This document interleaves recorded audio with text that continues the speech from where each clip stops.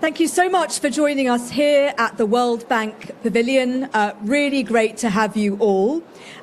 This session is called Energy and Digital Transformation, a two-way street, and it couldn't come at a more important time for this COP. Of course, we are heading for one of the hottest, or probably the hottest year on record. Hello and welcome to Reuters at Davos 2025. I'm Nazanine Moshiri. As we gather here to discuss global challenges and opportunities, real estate is one industry at the heart of change, with rising economic pressures and rapid technological advancements. How we think about and use space is really evolving. And joining me today to discuss this is Christian Ulbrich, CEO of JLL, a global leader in commercial real estate. Thank you so much for joining us here in Davos. Thank you for having me. I want to start off by talking to you a little bit about what you have been hearing and seeing on the ground here in Davos. What has brought you up the mountain, and what do you think is the outcome of what people have been discussing here? Thank you so much. I hope you had a good lunch and are ready for this session, which is going to be a really interesting one because we're talking about, hopefully, solutions to all of these issues that we've been covering over the last day and a half. Okay, thank you so much. We're going to move on to the next session. It's been a long day, I know, but we're saving the best for last. The valuation now of Gcash is something like $5 billion, yes. If I'm not mistaken. Mm-hmm. It is the biggest unicorn in the Philippines today.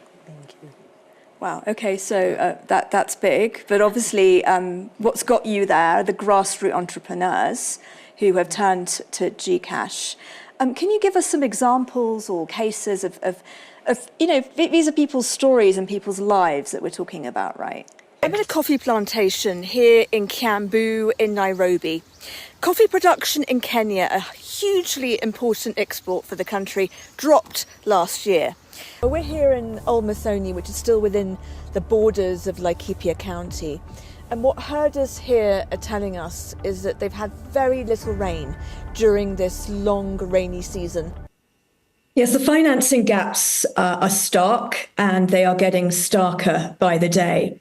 Those figures that you talked about from the UN, here on the African continent, we're looking at Africa needing as much as $2.5 trillion of climate finance by 2030.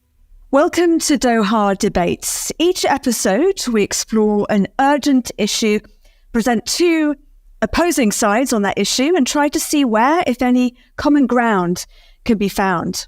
So Heidi Chow, let's start with you. I've already talked about some of the ways debt is crippling countries in the global south, but some people may say, well, tough luck.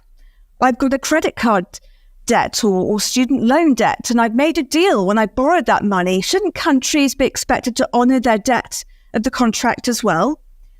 I'm imagining that perhaps you might take issue with this analogy, Heidi. Tell us why this doesn't necessarily hold up when talking about sovereign wealth, and why we should approach this kind of debt differently. A big thank you again to Regina Mayer and Adrian Clamp from KPMG for sharing their insights on how AI can reshape economies and tackle critical global challenges. Now, the conversation around responsible AI is just getting started. That's all for now from Reuters at Davos 2025. Please do stay tuned for more from us here. Thank you.